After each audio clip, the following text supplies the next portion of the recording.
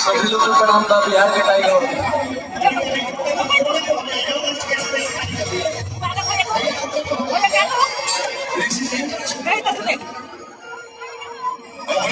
थोड़ा सा इस माइक पे थोड़ा एंगेज मसाला चाहिए साहब। इधर चाहिए साहब, थोड़ा सा टीने में दे दीजिए।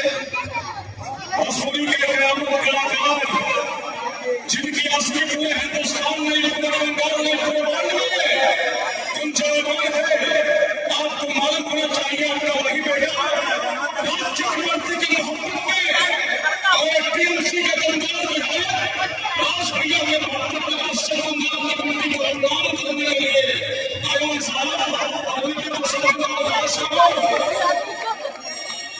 आप सभी के हीरो और हम सभी के बड़े भाई कलाकारों के मसीहा, गरीबों के मसीहा राज चक्रवर्ती की मोहब्बत बन गई।